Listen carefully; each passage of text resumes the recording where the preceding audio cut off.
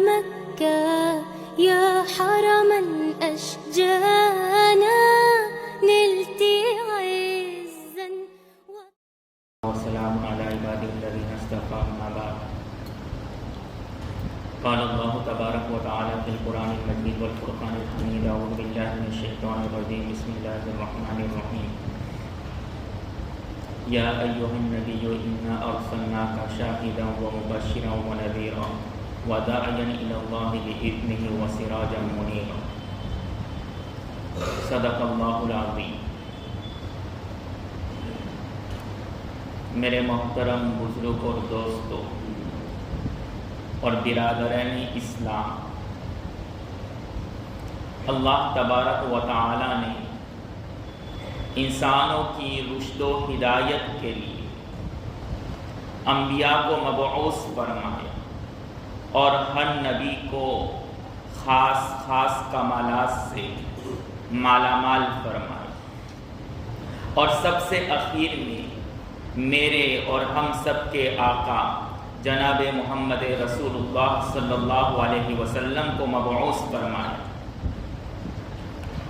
اور تمام انبیاء کی خوبیاں اور کمالات جو ان میں موجود تھے، وہ سارے کمالات، وہ ساری خوبیاں آپ صلی اللہ علیہ وسلم کی ذات مبارک اور ذات اقدس میں اللہ نے جمع کر دیا۔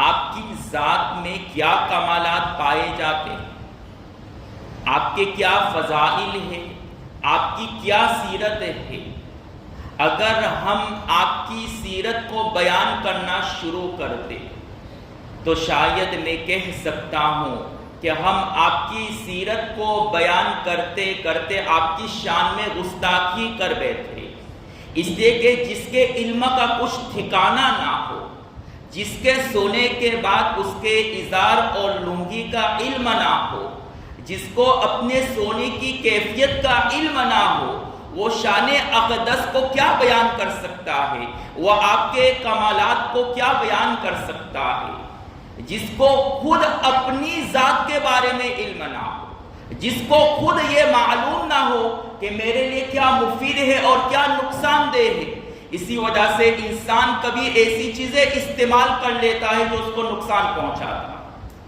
تو جس انسان کو اپنی ذات کے بارے میں خود علم نہ ہو، جس کے سونے کے بعد اس کے علم کو زیرو سے تعبیر کیا جا سکتا ہو، وہ اس کائنات کی افضل ترین ہستی اور شخصیت کی سیرت کو بیان کرنا شروع کر دے تو شاید وہ شان نبی میں گستاخی ہی کر سکتا ہے۔ اس لیے ذات اقدس کی سیرت کو اللہ نے بیان کیا ہے، اللہ نے اپنے نبی کی صورت اور اپنے نبی کی سیرت کو اس انداز میں اور اس جامعیت کے ساتھ بیان کیا ہے کہ دنیا میں کوئی شخص اس جامعیت کے ساتھ نبی کی شان اور نبی کی سیرت کو بیان نہیں کر سکتا۔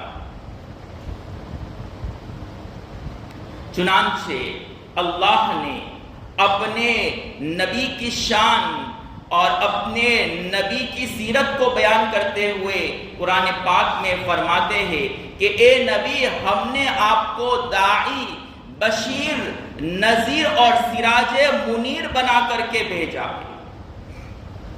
سراج منیر کس کو کہتے ہیں؟ سراج منیر کا معنی اور ترجمہ ہے چمکتا ہوا آفتاب، چمکدار سورج۔ اے نبی، ہم نے آپ کو ایک چمکتا ہوا سورج بنا کر کے مبعوث کیا۔ آپ کی مثال اور ایگزامپل اللہ نے سراج منیر اور چمکتے ہوئے سورج سے کیوں کیا؟ اس سلسلے میں قاری طیب صاحب رحمۃ اللہ علیہ اپنی مشہور کتاب آفتاب نبوت میں اس کو مفصل اور بسط و تفصیل کے ساتھ بیان کیا۔ چنانچہ جب آفتاب طلوع ہوتا ہے تو دنیا کی تاریکی ختم ہو جایا کرتی ہے، تو اللہ نے بتلا دیا کہ عیسیٰ علیہ السلام کی وفات کے بعد دنیا میں ظلمت اور تاریکی پیدا ہو چکی ہے، اب اس ظلمت اور تاریکی کو ختم کرنے کے لیے ہم نے آفتاب رسالت محمد صلی اللہ علیہ وسلم کو مبعوث کیا۔ اور جیسے ہی آفتاب طلوع ہو جاتا تو انسان بیدار ہو جاتا ہے، اس کی حرارت اور گرمی کی وجہ سے اپنے کام کاج میں مصروف ہو جاتا ہے، پوری سوئی ہوئی انسانیت بیدار ہو جاتی ہے۔ تو اللہ نے بتا دیا اور اشارہ کر دیا کہ اب عیسیٰ علیہ السلام کی وفات کے بعد پوری انسانیت سو چکی تھی، اب اس پوری انسانیت کو بیدار کرنے کے لیے آفتاب رسالت محمد صلی اللہ علیہ وسلم کی ولادت ہو رہی۔ یہ ایک ایسا آفتاب ہے کہ اس کی ولادت سے پوری دنیا منور ہو جائے گی، پوری دنیا سے ظلمت ختم ہو جائے گی، پوری دنیا سے جو سوئی ہوئی انسانیت ہے وہ سوئی ہوئی انسانیت بیدار ہو جائے گی، اور جس نظام نے اس پوری انسانیت کو سلایا ہوا ہے وہ نظام خود سو جائے گا۔ اس لیے جیسے ہی نبی کی ولادت با سعادت ہوتی ہے تو کیسر کے کنگرے گر پڑتے ہیں، فارس کی وہ آگ جو 1000 سال جل رہی تھی وہ بجھ جاتی ہے، اور ان کے والدہ کے سامنے متعدد ملکوں کے محلات منکشف کیے جاتے ہیں اور بتلا دیا جاتا ہے کہ آپ کا لادلہ اس پوری دنیا پر حکومت کرنے کے لیے آیا ہے، آپ کا لادلہ اس پوری دنیا کو منور کر کے رہے گا۔ اور یہ بھی اللہ کا عجیب نظام ہے کہ عیسیٰ علیہ السلام کے بعد ہی اللہ نے اپنے نبی کو مبعوث کر۔ سوال ہو سکتا کہ کسی اور نبی کے بعد بھی اللہ کے رسول کو مبعوث کیا جا سکتا تھا، لیکن عیسیٰ علیہ السلام کے بعد ہی اللہ نے اپنے نبی کو کیوں پیدا فرمایا؟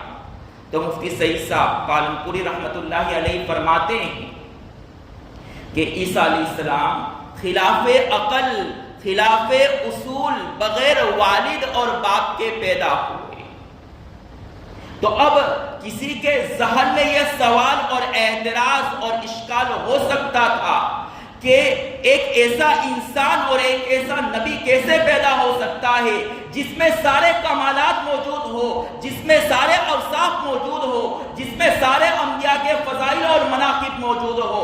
تو اللہ نے اس کا جواب دے دیا کہ جب ہم عیسیٰ علیہ السلام کو خلاف قاعدہ، خلاف اصول، خلاف عقل، بغیر باپ کے پیدا کر سکتے ہیں تو ہم خلاف قاعدہ اور خلاف اصول ایک ذات میں سارے کمالات جمع کر سکتے ہیں، اور وہ ذات اقدس صلی اللہ علیہ وسلم ہے۔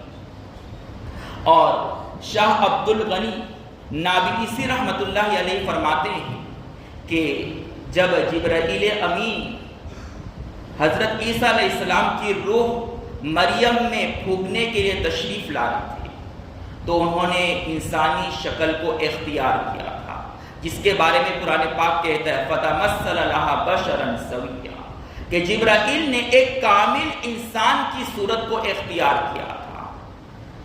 تو شاہ عبد الغنی نابلسی فرماتے ہیں کہ وہ کامل انسان ذات اقدس ہے۔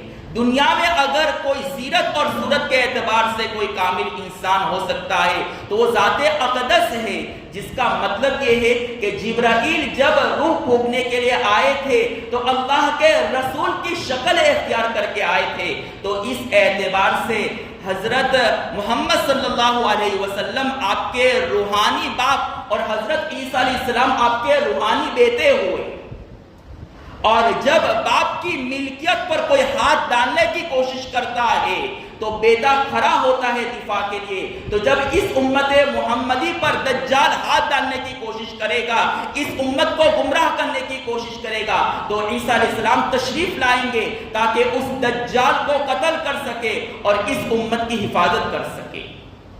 اور جب بیٹا اچھا کام کرتا ہے تو باپ اس کو اپنی آغوش میں لے لیتا ہے، اس کو شاباشی دیتا ہے۔ تو جب حضرت عیسیٰ علیہ السلام دجال کو قتل کر دیں گے، ان کی وفات ہو جائے گی، تو وہ نبی کی قبر کے پاس مدفون ہوں گے، گویا نبی حضرت عیسیٰ علیہ السلام کو اپنے روحانی بیٹے کو اپنے آغوش میں لے گے۔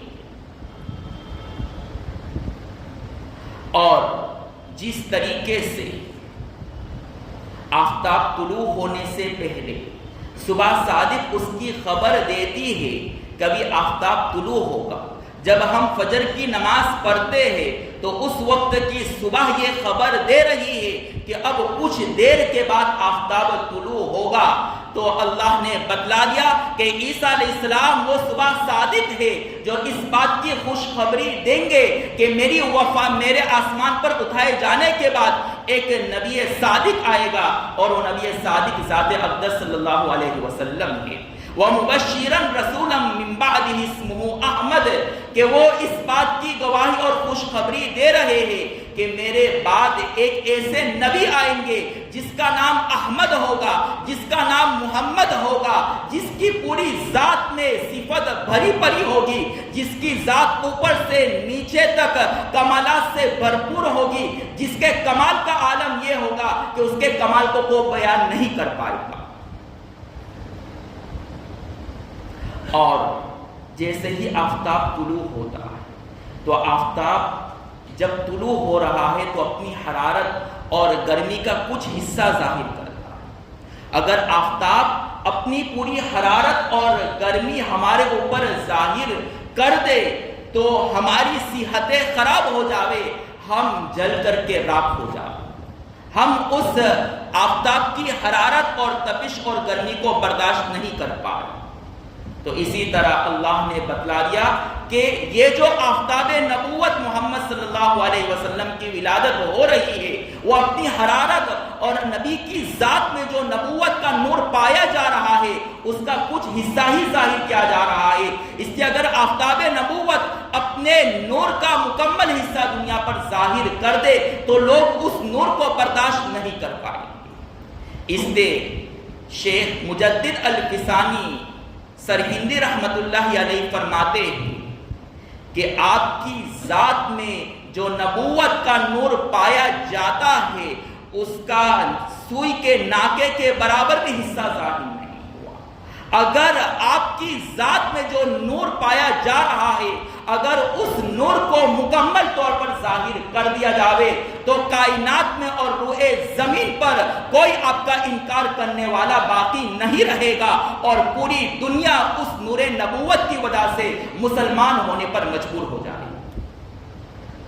معلوم ہوا کہ آپ کی ذات میں جو نور پایا جا رہا ہے وہ ایک سوئی کے ناکے کے برابر اور ایک سوئی کے ناکے سے بھی کم تر ظاہر ہوا ہے، لیکن اس نور اور روشنی کی وجہ سے رہتی دنیا اس نور سے فائدہ اٹھاتی رہی۔ آپ کی سنتوں سے آپ کے اسوائے حسنہ سے پوری دنیا قیامت تک فائدہ اٹھاتی رہی۔ اور آفتاب سے تشبیہ دینے کے پیچھے ایک وجہ اور حکمت یہ ہے کہ جب آفتاب نکل آتا ہے سورج اپنی روشنی ظاہر کر دیتا ہے تو اب انسان کو کسی اور لائٹ اور روشنی کی ضرورت نہیں پڑتی، اور اگر کوئی سورج کے سامنے کسی اور لائٹ کو یا کسی اور چراغ کو روشن کرنے کی کوشش کرتا ہے تو وہ ناکام اور فیل ہو جاتا ہے۔ تو اسی طرح بتا دیا کہ جب آفتاب نبوت مبعوث ہوں گے تو کوئی طریقہ نہیں چلے گا، اگر کوئی کسی اور طریقے کو چلانے کی کوشش کرے گا تو وہ گویا کہ آفتاب نبوت کا مقابلہ کر رہا ہے، اور جو آفتاب نبوت کا مقابلہ کرتا ہے وہ جہنم کے ایندھن بننے کے قابل ہے، اس کا کوئی بھی طریقہ کامیاب نہیں ہوگا۔ اس آفتاب نبوت کے وجود میں آ جانے کے بعد سب کو اس آفتاب نبوت کی روشنی سے اس کے طریقے کو اپنانا پڑے گا، اس طریقے کو اپنائے بغیر اس کو کامیابی نہیں مل سکتی ہے۔ اور جس طریقے سے آفتاب پوری دنیا کے لیے ایک ہے، سب کے لیے وہی آفتاب ہے، چاہے غریب ہو، مالدار ہو، گورا ہو کالا ہو فقیر ہو مسکین ہو بوڑھا ہو مرد ہو عورت ہو سب کے لیے ایک ہی آفتاب ہے۔ تو اب ایسا آفتاب نبوت پیدا ہو چکا ہے کہ سب کو اس پر ایمان لانا ضروری ہے، اور یہ سب کا نبی ہوگا، کسی خاص قوم کا نبی نہیں۔ اور اگر کوئی اس آفتاب نبوت سے فائدہ نہیں اٹھایا، اس کا انکار کر دیا، تو ایسا شخص جہنم میں یقینی طور پر جائے گا۔ اور سب سے عجیب بات یہ کہ اس کائنات میں جتنے بھی سیارے ہیں، جتنی بھی دنیا ہے، اس میں سب سے پاور اور سب سے طاقتور سیارہ سورج ہے۔ سورج سے تشبیہ دے کر کے بتلا دیا کہ ذات اقدس کے اندر جو پاور اور طاقت پائی جاتی ہے وہ کسی اور ذات میں نہیں پائی جاتی ہے۔ جس طریقے سے سورج تمام سیاروں میں سب سے عظیم ہے، سب سے بڑا ہے، اسی طریقے سے آفتاب نبوت کے آ جانے کے بعد یہ سب سے عظیم ہستی ہوگی۔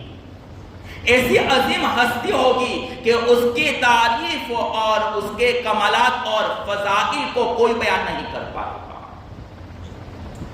جماعت انبیاء میں بھی کوئی ایسا نہیں پیدا ہو سکتا ہے جو آپ کے کمالات کو، آپ کی صفات کو بیان کر سکے، اس لیے کہ اللہ کے رسول سب سے اوپر ہے اور سارے انبیاء آپ کے نیچے ہیں، اور نیچے والے اوپر کو نہیں جان سکتے ہیں۔ جو آدمی اوپر ہو وہ نیچے والے کو جانتا ہے، لیکن نیچے والا شخص اوپر کو نہیں جان سکتا ہے۔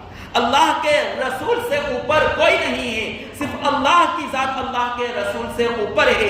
اس لیے ذات الہی کے ہو یہ حق حاصل ہے، اللہ تبارک و تعالی ہی کو یہ حق حاصل ہے کہ اللہ کے رسول کی عظمت اور صفت کو بیان کر سکے۔ اس لیے جب آیت کریمہ یا ایھا الذین آمنوا صلوا علیہ وسلموا تسلیما نازل،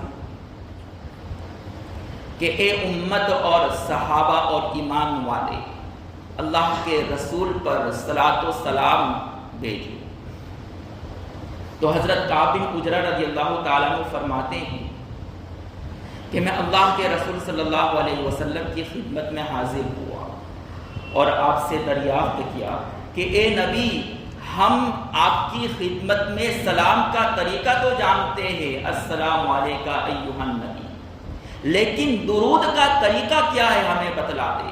تو اللہ کے رسول صلی اللہ علیہ وسلم نے فرمایا کہ درود پڑھنے کا طریقہ اللہم صلی علی محمد، مکمل درود ابراہیم اللہ کے رسول صلی اللہ علیہ وسلم نے صحابہ کو سکھا دیا، جس کا ترجمہ ہے اے اللہ آپ اپنے نبی پر خصوصی رحمتیں اور درود نازل فرما۔ یہ درود شریف کا ترجمہ ہے۔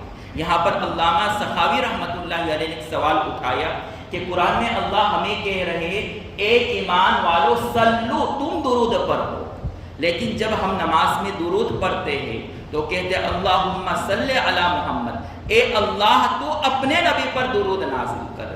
یہ عجیب بات ہے کہ اللہ ہمیں کہہ رہے ہیں کہ تم درود نازل کرو، لیکن جب ہم درود پڑھتے ہیں تو ہم کہتے ہیں کہ اے اللہ آپ درود نازل کریں۔ یہ ایسا ہی ہو گیا جیسا کوئی بڑا ہم سے کہے کہ فلاں کام کر لو اور ہم ان سے کہیں آپ ہی یہ کام کر لیں۔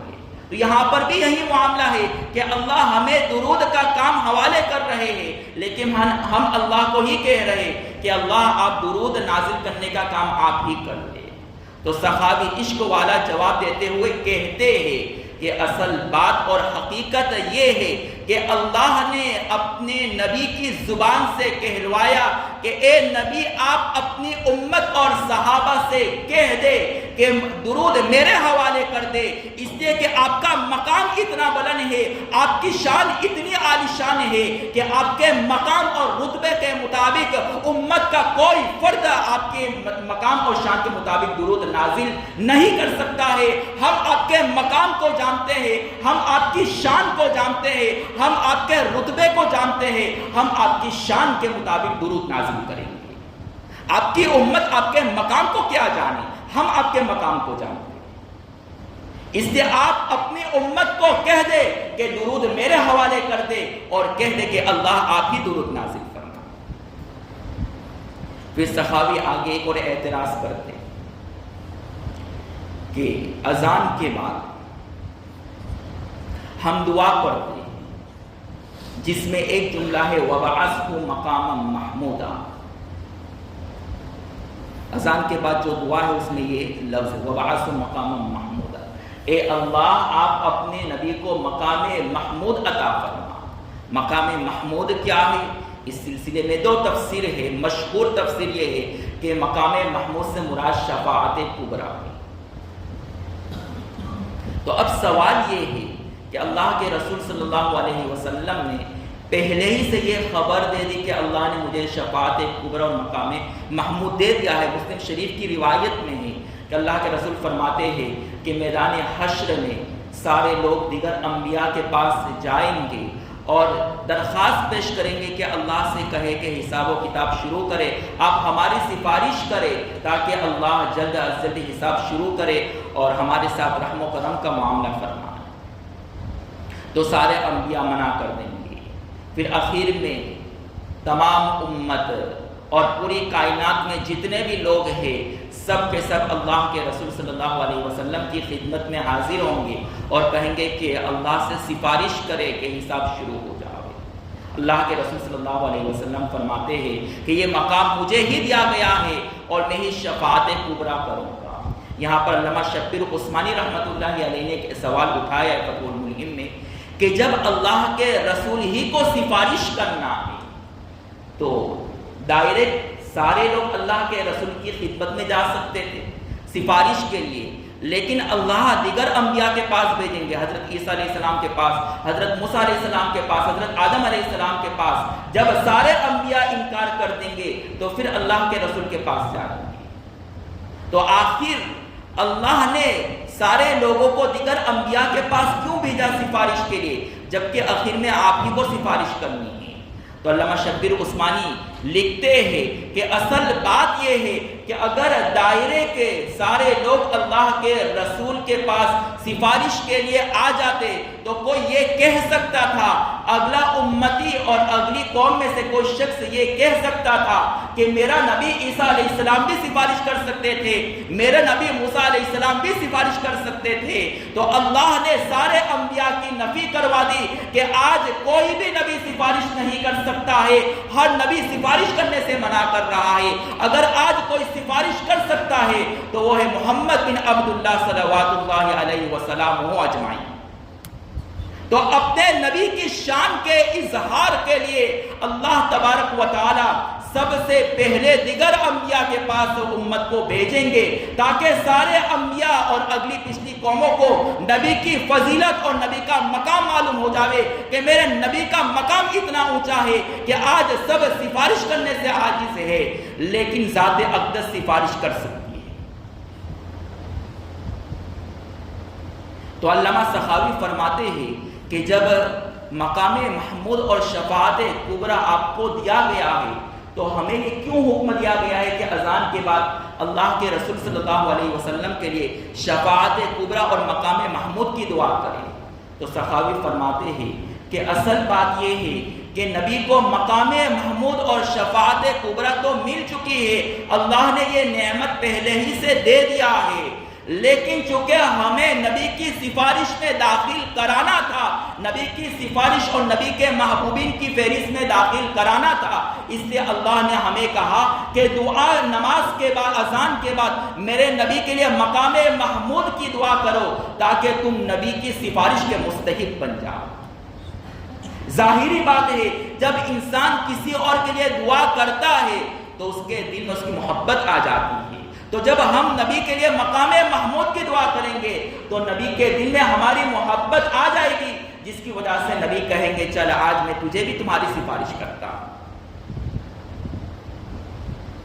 تو اللہ نے اپنے نبی کی تشبیہ اور مثال آفتاب سے دی جو تمام سیاروں میں اور تمام کائنات میں سب سے افضل ہے, اور بتلا دیا کہ یہ آفتاب نبوت سب سے افضل ہے, اس کی توصیف اور صفات اور کمالات کو کوئی بیان نہیں کر سکتا, صرف میں ہی بیان کر سکتا ہوں.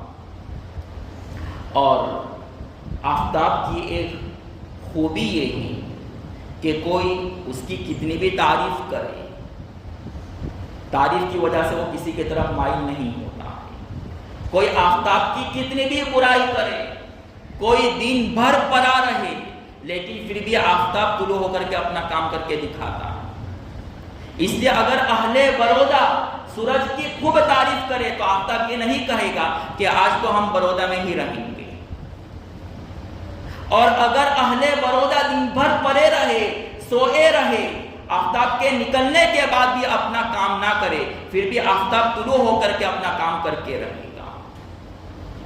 تو اللہ نے بتلا دیا کہ اب یہ جو آفتاب نبوت اور آفتاب رسالت مبعوث اور پیدا ہو چکا ہے، وہ کسی کی تعریف سے اور کسی کی برائی سے متاثر نہیں ہوگا۔ اگر کوئی اس آفتاب نبوت کی برائی کرنے کی کوشش کرے گا، اس آفتاب نبوت کو تکلیف دینے کی کوشش کرے گا، پھر بھی آفتاب نبوت اپنے کام کو نہیں چھوڑے گا، وہ اپنے کام کو انجام کر کے رہے گا، چاہے ہزاروں تکالیف آئے، چاہے لوگ اللہ کے رسول کو جان سے مارنے کی کوشش کرے، پھر بھی آفتاب نبوت نے اپنے کام کو اور اپنے مشن کو نہیں چھوڑا۔ اور اسی طرح آفتاب کی ایک خوبی یہ بھی ہے کہ وہ کسی کے دباؤ میں نہیں آتا۔ اب آفتاب کو کہو کہ آج روشنی دینا بند کر دو، آپ کی دھمکی سے وہ دباؤ میں نہیں آئے گا۔ مٹھائی ہو یا پٹائی ہو، آفتاب کسی کے دباؤ میں نہیں آتا۔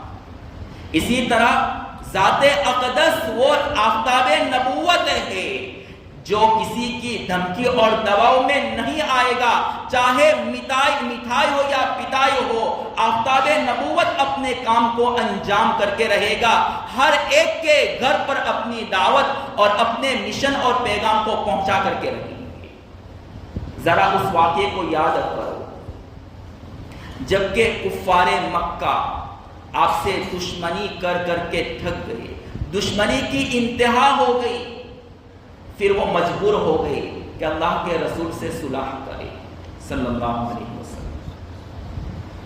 چنانچہ خواجہ ابو طالب کو کہا کہ اپنے بھتیجے سے کہہ دو کہ ہم صلح کرنے کے لیے تیار ہیں، اگر آپ سردار بننا چاہتے ہیں تو ہم آپ کو سردار بنانے کے لیے تیار ہیں، اگر آپ کو کوئی حسینہ اور خوبصورت عورت پسند ہے تو مکہ کی ساری حسینائیں آپ کی خدمت میں پیش کر دیں گے، اور اگر آپ کو کوئی بیماری ہے تو ہم آپ کا علاج کرنے کے لیے تیار ہیں۔ تو خواجہ ابو طالب یہ پیشکش اللہ کے رسول کی خدمت میں پیش کرتے ہیں اور کہتے ہیں کہ آپ کی قوم یہ کہہ رہی ہے۔ اللہ کے رسول صلی اللہ علیہ وسلم نے کیا جواب دیا؟ اس جواب کو یاد رکھے، اس جواب کو آب زر سے اور سونے کے پانی سے لکھنے کے قابل ہے۔ اللہ کے رسول صلی اللہ علیہ وسلم فرماتے ہیں کہ اے امی، اے میرے چچا، انہوں نے مجھ سے ممکن چیزوں کا سودا کیا، مجھے سردار بنایا جانا یہ ممکن چیز ہے، مجھے مکہ کے خزانے دے دینا یہ ممکن چیز ہے، اسی طریقے سے حسینہ عورتوں سے میری شادی کرا دینا یہ ان کے لیے ممکن ہے، اسی طریقے سے میرا علاج کروانا یہ ممکنات میں سے ہے۔ انہوں نے میرے ساتھ ممکنات کا سودا کیا، لیکن اگر وہ میرے ساتھ ناممکن چیزوں کا بھی سودا کر لے، ایک ہاتھ میں آفتاب اور دوسرے ہاتھ میں چاند رکھ دے، تب بھی اس ناممکن چیز کے بدلے میں اپنے مشن سے ایک بال پیچھے ہٹنے کے لیے تیار نہیں ہوں۔ یہ پوری کائنات میرے خلاف ہو جاوے، میرا سر جب تک اپنے دھڑ سے الگ نہ ہو جاوے تب تک میں اپنے مشن میں چلتا رہوں گا، مجھے کوئی دباؤ میں نہیں لا سکتا۔ ان کو کہہ دے کہ میرے ساتھ تم نے ناممکن چیزوں کا سودا کیا ہے، ناممکن چیزوں کا سودا کروں گے تب بھی میں پیچھے ہٹنے کے لیے تیار نہیں۔ اور آفتاب کی ایک اور خاصیت یہ ہے کہ وہ اللہ کے حکم کی بالکل نافرمانی نہیں کرتا۔ اس لیے آپ نے دیکھا ہوگا کہ کبھی آفتاب ایک لمحہ جلدی طلوع ہوا ہو یا ایک لمحہ جلدی غروب ہو گیا ہو، ایسا نہیں۔ اسی طرح بتلا دیا کہ یہ آفتاب نبوت ایسا آفتاب ہے جو ایک لمحے کے لیے میری نافرمانی نہیں کر سکتا۔ اس لیے اللہ نے قرآن پاک میں فرما دیا وَمَا يَنْتِقُ عَنِ الْهَوَىٰ إِنْ هُوَ إِلَّا وَحْيٌ يُوحَىٰ، کہ نبی اپنی طرف سے کوئی بات کیا بناتے، کوئی بات بھی نہیں بتاتے۔ نبی جو کچھ کہتے ہیں یا کرتے ہیں وہ سب من جانب اللہ، اللہ کے حکم سے ہوتا ہے۔ تو جب اللہ کے رسول ہر لمحے اللہ کے حکم کے تابع ہے تو یہ امت بھی اللہ کے حکم کے تابع دار ہے۔ ہم اللہ کے حکم کے تابع ہیں، لیکن افسوس کی بات یہ ہے کہ ہم نے نہ اللہ کے رسول اور نہ ہی اللہ کے حکم کی تابع داری کو اختیار کیا۔ اسی طریقے سے آفتاب کی طرف کوئی تھوکنا چاہے، اس کی برائی کرنا چاہے تو آفتاب کی ذات میں کوئی کمی نہیں، آفتاب کی شان میں کوئی کمی نہیں ہوگی۔ اسی طریقے سے آفتاب رسالت وہ آفتاب ہے کہ اس آفتاب کی طرف کوئی تھوکنے کی کوشش کرے گا، کوئی آفتاب کی برائی کرنے کی کوشش کرے گا، اس آفتاب کی عظمت اور شان میں رتی برابر فرق نہیں آئے گا، بلکہ جس نے آفتاب پر تھوکا ہے وہ تھوک خود اس کو اوپر آ کر کے گرے گا۔ اسی طریقے سے جس نے شان نبی میں گستاخی کرنے کی کوشش کی ہے تو شان نبی میں کوئی فرق نہیں آئے گا، البتہ وہ ضرور ہلاک اور برباد ہو جائے گا، وہ ذلیل ہو جائے گا، وہ منہ دکھانے کے لائق نہیں رہے گا۔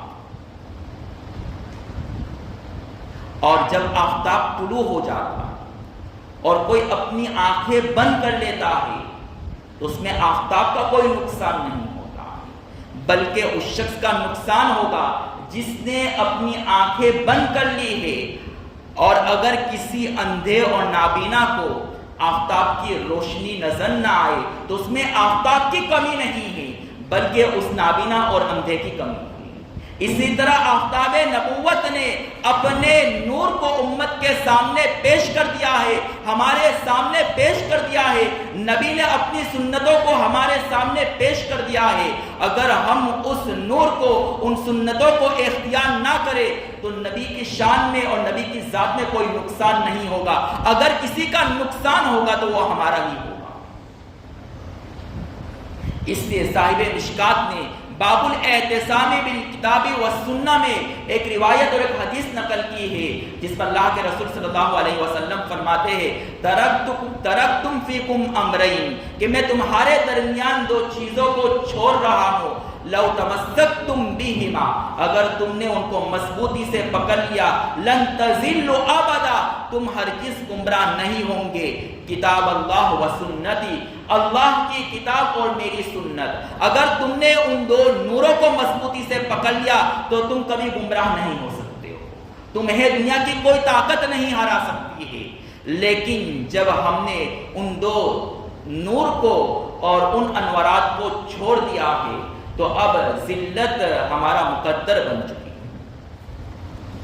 لیکن افسوس کی بات یہ ہے کہ سیرت کے جلسے تو ہم خوب کرتے ہیں، لیکن سیرت کے جلسے اور آپ کی خوبیاں اور اوصاف کرنے کا مقصود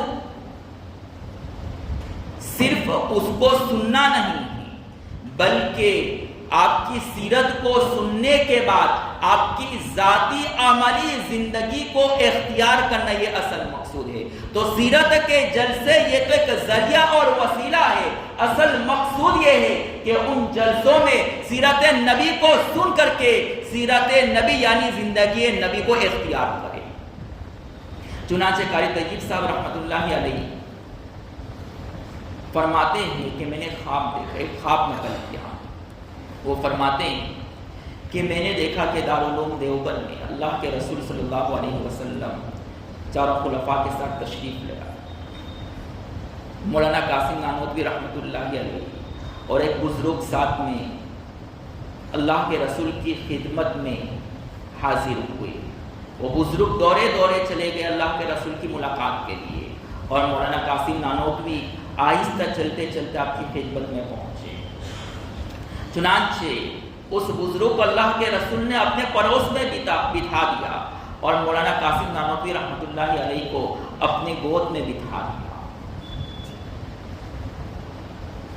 اس بزرگ نے سوالیہ نظروں سے اللہ کے رسول کی طرف دیکھا اور کہا کہ میں تو آپ کی محبت میں دورے دورے چلے آیا، مجھے بازو میں بٹھا دیا، اور قاسم تو آہستہ آہستہ چل کر کے آ رہا تھا اور آپ نے اس کو اپنی گود میں بٹھا لیا۔ تو اللہ کے رسول صلی اللہ علیہ وسلم نے فرمایا کہ اصل بات اور حقیقت یہ ہے کہ قاسم میرے قدموں کو تلاش کرتے ہوئے آ رہا تھا اور میرے قدم پر اپنے قدم رکھ رہا تھا تاکہ میرے قدموں کی برکت اور تبرکات کو حاصل کرے، اس لیے میں نے اس کو اپنی گود میں بٹھا لیا، اس کو اپنے قریب بٹھا لیا۔ اس خواب کو نقل کرنے کے بعد قاری طیب صاحب رحمۃ اللہ علیہ کی آنکھوں سے آنسو بہہ پڑتے ہیں اور کہتے ہیں کہ میرے پیاروں اور میرے دینی بھائیوں، سن لو کہ نبی کے قدم پر قدم رکھنے سے نبی کی گود نصیب ہوتی ہے، اور نبی کی زندگی پر اپنی زندگی رکھنے سے نبی کی سفارش اور نبی کی محبت نصیب ہوا کرتی ہے۔ لیکن جس نبی نے اپنا سب کچھ قربان کر دیا، آج اسی نبی کی سنت تو کیا، اس نبی کے چہرے اور لباس کو ہم نے پسند نہیں کیا۔ اس امت کی بے وفائی ہے۔ نبی کی قربانی اگر بیان کرنا شروع کر دے تو انسان کی عقل حیران ہو جاوے کہ کیا دنیا میں ایسی بھی ہستی پیدا ہو سکتی ہے جو اتنی قربانی دے اپنے قوم کے لیے۔ چنانچہ نبی کی قربانی اپنی زندگی میں اس قدر واضح ہے کہ نبی نے اپنے آپ کو مکمل طور پر امت کی کامیابی کے لیے کھپا دیا، یہاں تک کہ آنسو کے اتنے آنسو بہے کہ اس کو جمع کیا جائے تو سمندر بن جائے۔ اللہ تبارک و تعالی نے اپنے نبی کی اس غم اور تکلیف کو نہیں دیکھ سکے تو باقاعدہ قرآن میں ایک آیت نازل کرنی پڑی، فَلَعَلَّكَ بَاخِعٌ نَفْسَكَ عَلَىٰ آثَارِهِمْ إِن لَّمْ يُؤْمِنُوا بِهَٰذَا الْحَدِيثِ أَسَفًا، کہ اے نبی آپ اپنی امت میں اس قدر غمزدہ نہ ہو کہ آپ کو ہارٹ اٹیک آ جائے۔ آپ نے اپنے نبی کے پیچھے، آپ نے اپنی امت کے پیچھے اپنے آپ کو اتنا کھپا دیا ہے کہ اب ہمیشہ محسوس ہو رہا ہے کہ جب وہ لوگ آپ کے اوپر ایمان نہیں لا رہے، آپ کی بات نہیں مان رہے تو آپ افسوس کے مارے آپ کی جان نکل جائے گی۔ آپ اتنا غم نہ کریں۔ اور جب معراج میں جاتے تو وہاں بھی اپنی امت کو فراموش نہیں کرتے۔ دنیا میں تو کبھی فراموش نہیں کیا، لیکن جب آسمانوں پر جاتے ہیں، معراج میں جاتے ہیں تو وہاں بھی نبی اپنی امت کو فراموش نہیں کرتے۔ چنانچہ مفتی شفیع صاحب رحمۃ اللہ علیہ نے یہ سوال اٹھایا ہے کہ نماز آسمانوں پر کیوں دی گئی؟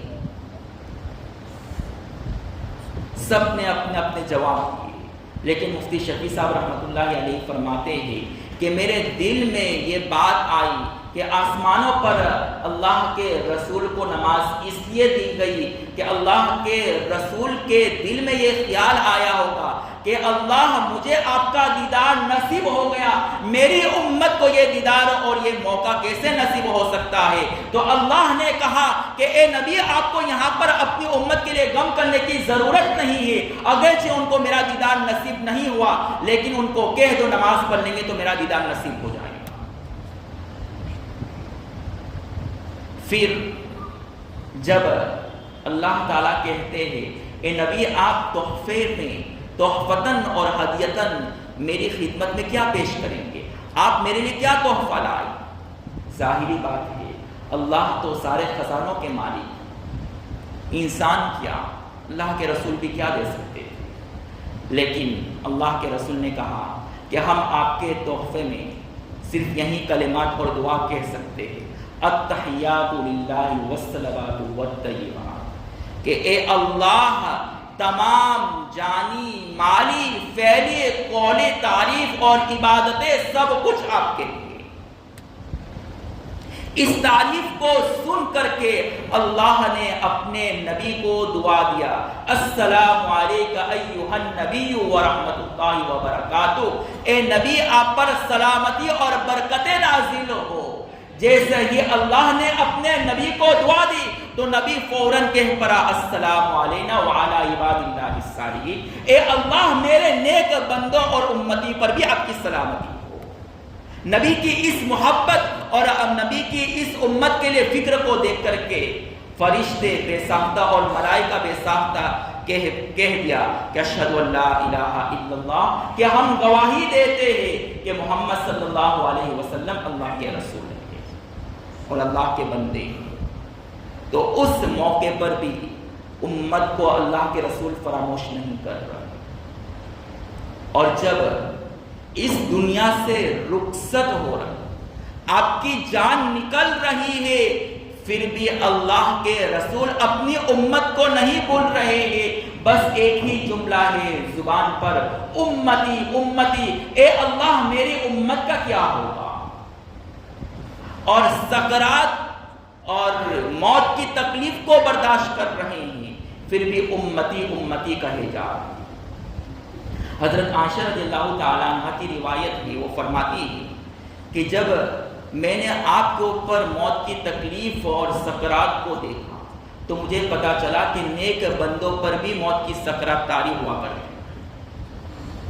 اب یہاں پر ائمہ محدثین ایک سوال اٹھایا کہ اللہ کے رسول تو اللہ کے سب سے محبوب تھے، تو نبی کو سکرات کی تکلیف اور موت کی تکلیف کیوں دی گئی؟ تو عام ائمہ محدثین فرماتے ہیں کہ سکرات کی تکلیف اس لیے دی جاتی ہے تاکہ کسی کے مقام کو بڑھایا جا سکے۔ تو آپ کے مقام کو بڑھانے کے لیے اللہ نے اپنے نبی کو سکرات کی تکلیف دی۔ حضرت گنگوہی رحمۃ اللہ علیہ فرماتے ہیں کہ اس جواب کو صحیح ماننا مجھے ٹھیک نہیں لگتا ہے، یہ جواب مجھے مناسب نہیں لگتا ہے، اس لیے کہ آپ کو تو سارے مقامات پہلے ہی سے دیے گئے۔ آپ کو مقام محمود، لواء حمد، اسی طریقے سے شفاعت کبریٰ، یہ سارے مقامات پہلے ہی سے دیے گئے۔ اب تو مقام اس اونچے مقام پر فائز تھے کہ اس مقام تک کوئی نہیں پہنچ سکتا۔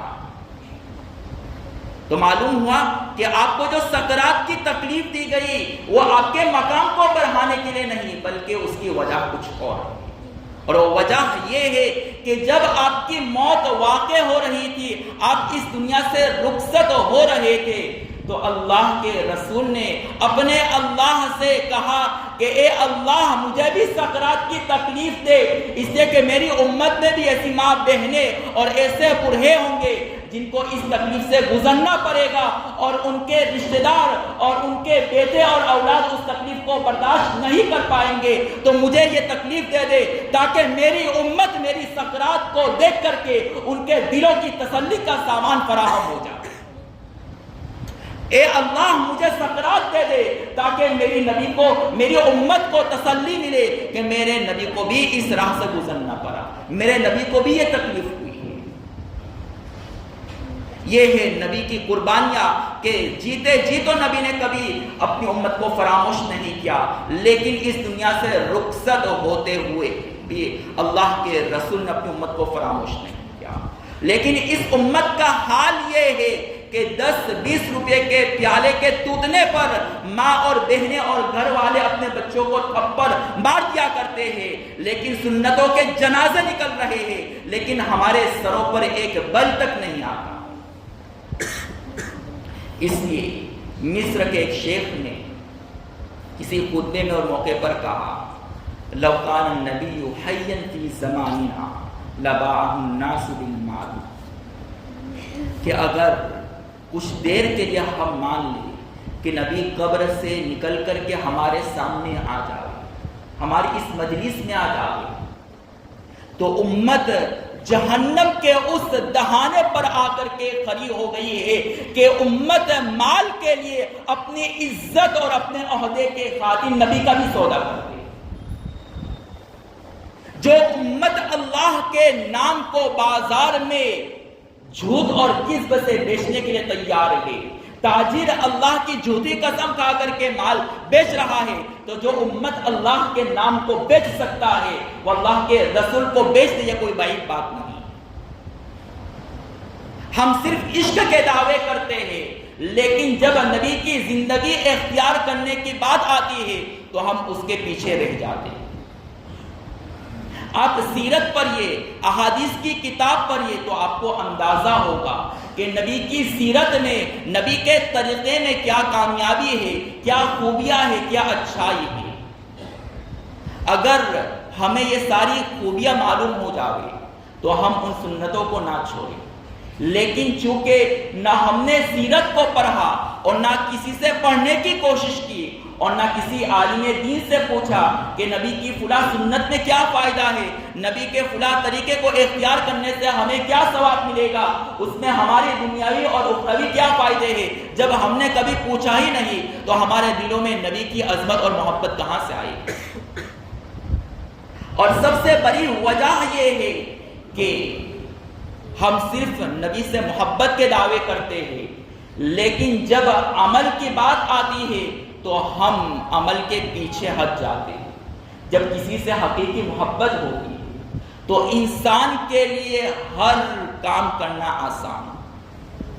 جب کسی حسینہ سے محبت ہو جاتی تو اس کے لیے مار کھانے کے لیے بھی تیار، اس کے لیے دھکے کھانے کے لیے بھی تیار، اس کے نام پر ذلیل ہونے کے لیے بھی تیار، اور اس کے نام پر بھوکے مرنے کے لیے بھی تیار۔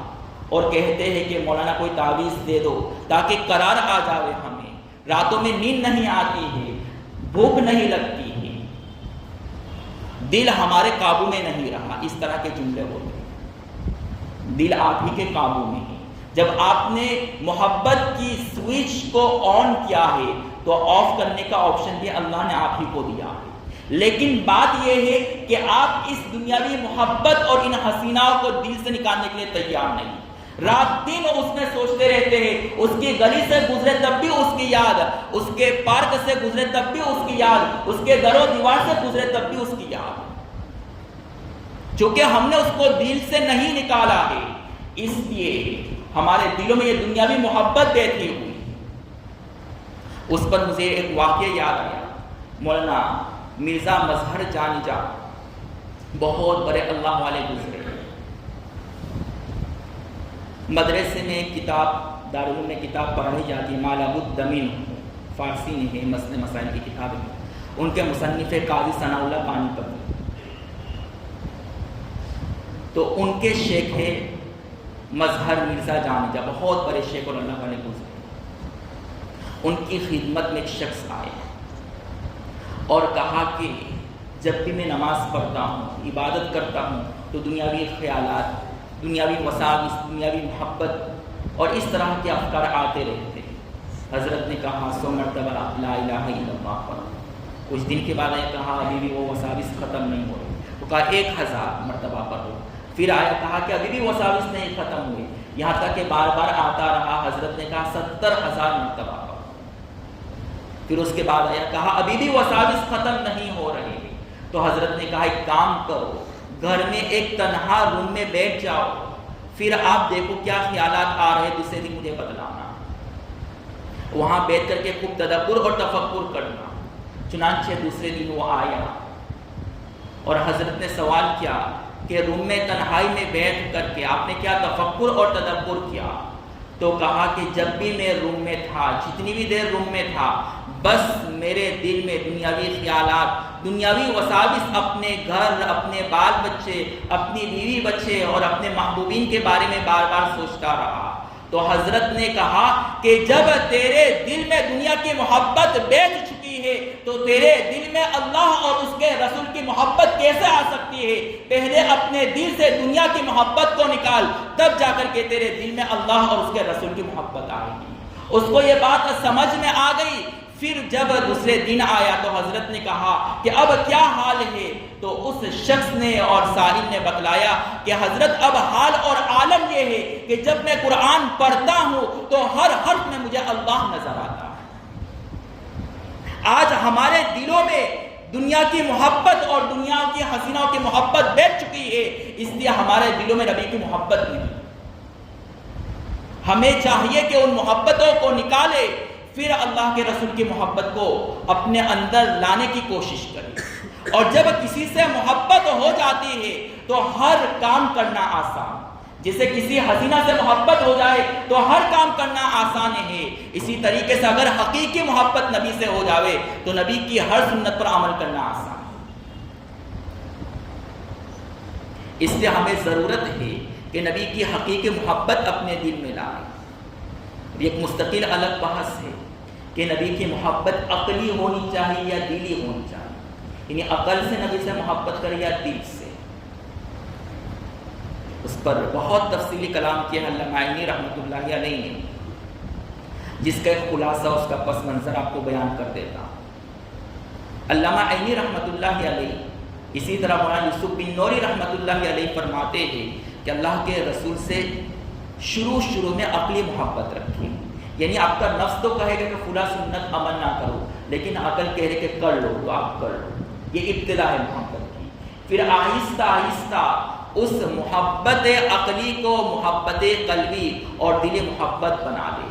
اس لیے کہ صحابہ نے جس محبت کو نبی کے سامنے پیش کیا ہے وہ محبت عقلی نہیں تھی بلکہ محبت قلبی تھی۔ یہ محبت قلبی کا ایسا جذبہ صحابہ کے اندر موجود تھا کہ جب کلثوم بنت رافع کو پتا چلا کہ اللہ کے رسول شہید ہو چکے ہیں تو وہ دورے میدان کارزار میں پہنچ گئی اور سوال کرنے لگی کہ کیا یہ خبر صحیح ہے کہ میرے نبی شہید ہو چکے ہیں؟ تو کسی نے بتایا کہ آپ کے شوہر کا انتقال ہو گیا، تو کہا مجھے یہ جواب نہیں چاہیے۔ وہ آگے بڑھ پڑی، پھر کسی اور نے کہا کہ آپ کے بیٹے کا انتقال ہو گیا، پھر بھی کہا مجھے اپنے نبی کی خبر چاہیے، اور آگے بڑھ پڑی۔ کسی نے کہا کہ آپ کے والد کا انتقال ہو گیا، تو اس کلثوم بنت رافع رضی اللہ عنہا نے کہا کہ مجھے اس کی خبر نہیں چاہیے، مجھے یہ بتا دو کہ میرے نبی شہید ہوئے یا حیات ہے۔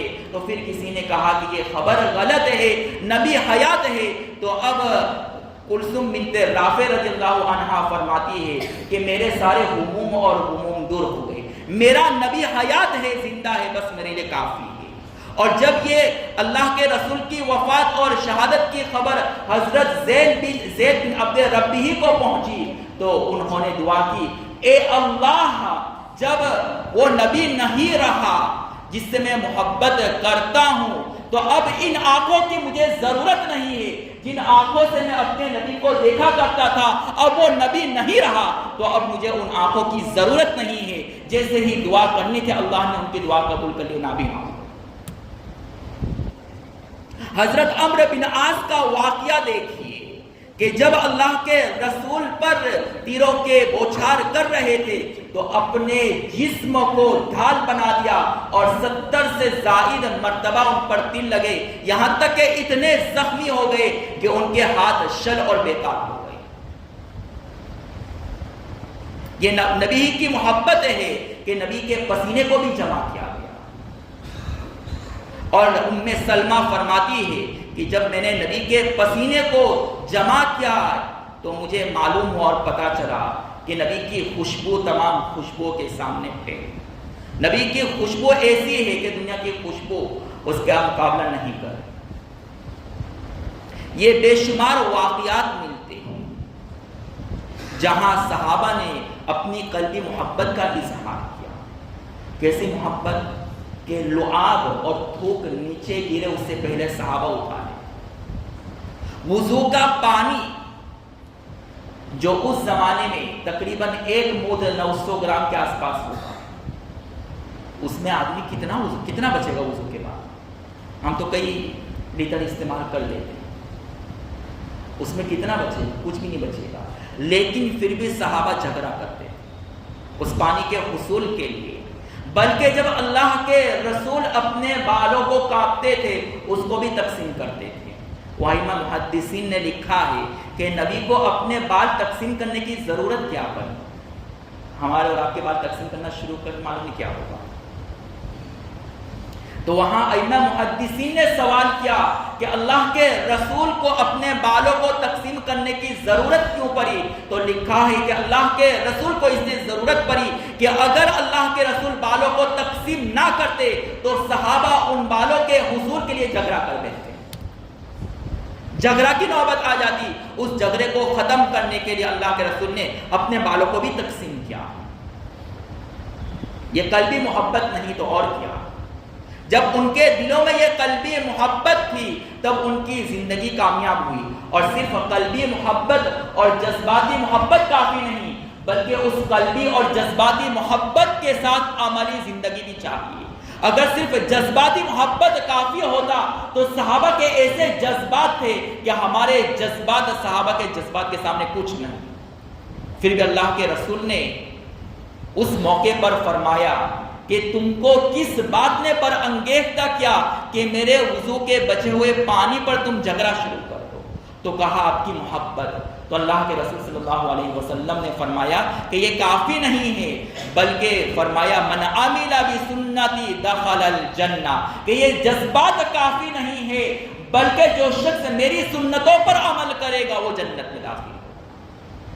پھر آگے فرمایا دوسری روایت میں معیہ فی الجنہ، یہ صرف جنت میں داخل ہی نہیں ہوگا، جنت میں ہی نہیں رہے گا بلکہ جنت میں میرے ساتھ رہے گا.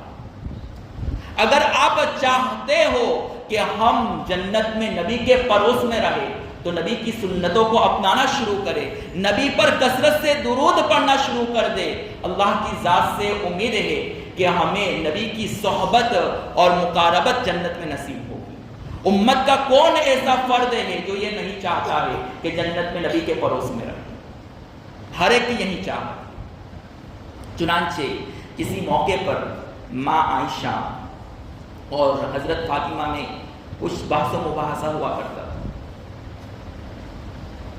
حضرت فاطمہ نے کہا رضی اللہ عنہا کہ میری خوش نصیبی ہے کہ محمد صلی اللہ علیہ وسلم میرے والد ہیں اور آپ کے والد تو ابو بکر صدیق ہیں.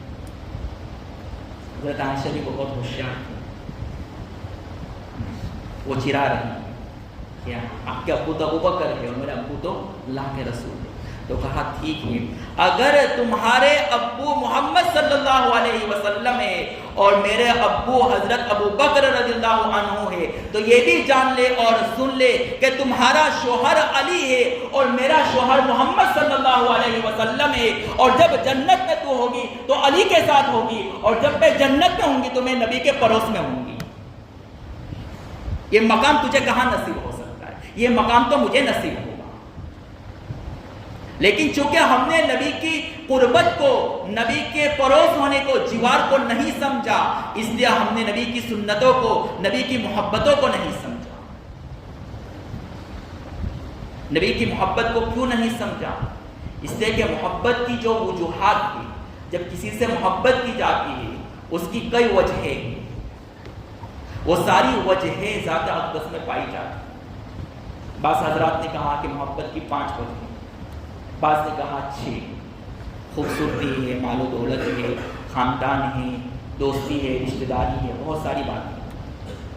تو یہ ساری محبت کی جو وجہ اور اسباب ہے ذات اقدس میں مکمل طور پر اور عدم طور پر موجود ہے. اور جب محبت کی سارے وجہ ذات اقدس میں موجود ہے تو ذات اقدس ہی وہ مستحق ہے جس سے محبت کی جائے. ابھی وہ وقت نہیں ہے کہ محبت کے سارے اسباب کو کھول کر کے بیان کرو. اگر آپ کے اندر جو اسباب محبت پائے جا رہے اس کو کھول کر کے بیان کرنا شروع کر دیا جائے تو اس کے لیے مستقل ایک گھنٹہ چاہیے. اس پر خود حضرت انس رضی اللہ تعالیٰ عنہ کی روایت ہے. مشکات میں صاحب مشکات نے حضرت انس کی اس روایت کو نقل کیا اور بہت طویل اس پر گفتگو کیا ہے. صاحب تنظیم الاشداد رحمۃ اللہ علیہ نے اس حدیث کی شرح کرتے ہوئے اسباب محبت کو بیان کرتے ہوئے بتایا کہ یہ سارے اسباب محبت ذات اقدس میں پائی جاتی ہیں. ماحصل اور خلاصہ یہ ہے کہ آج ہماری مجلس کا انعقاد صرف سیرت نبی کو بیان کرنا مقصود نہیں بلکہ نبی کی سیرت کو جان کر کے آپ کی ذاتی زندگی عملی لائف کو اپنے اندر لائے. یہ آج اس پوری مجلس کا خلاصہ ہے. اللہ تبارک و تعالیٰ سے دعا گو ہوں کہ اللہ ہم سب کے دلوں میں نبی کی محبت پیدا فرمائے، ہمارے دلوں میں نبی کی محبت کود کود کر کے بھر دے. ایسی محبت ہمارے دلوں میں بھر دے کہ ہم اپنی پوری زندگی نبی کے پیچھے ختم کر دے. ایسی محبت اللہ ہمیں عطا کرے کہ ہماری زندگی کی ابتدا اللہ کے رسول پر ہو اور ہماری زندگی کی انتہا انتہا بھی اللہ کے رسول کی ذات پر ہو، محبت کی ابتدا بھی رسول کی ذات پر ہو اور انتہا بھی رسول کی ذات پر ہو۔ حب یہ عربی لفظ کا معنی ہے محبت، ہاں نکلتی ہے یہاں سے حلق کے بالکل جو گلا ہے اس کے آخری حصے سے، اور با جو نکلتا ہے وہ ہونٹوں سے با، تو آواز کی ابتدا ہو رہی ہے گلے کے ابتدائی حصے سے اور انتہا ہو رہی ہے ہونٹوں پر۔ تو حب نبی کا مطلب بھی یہی ہوا کہ نبی کی ذات سے محبت کی انتہا ہو اور نبی کی ذات پر ہی محبت کی انتہا ہو، یہ اصل محبت ہے۔ اللہ تبارک و تعالیٰ کی باتوں پر خصوصاً مجھے عمل کرنے کی توفیق عطا فرمائے اور ہم سب کو عمل کرنے کی توفیق عطا فرمائے۔ وآخر دعوانا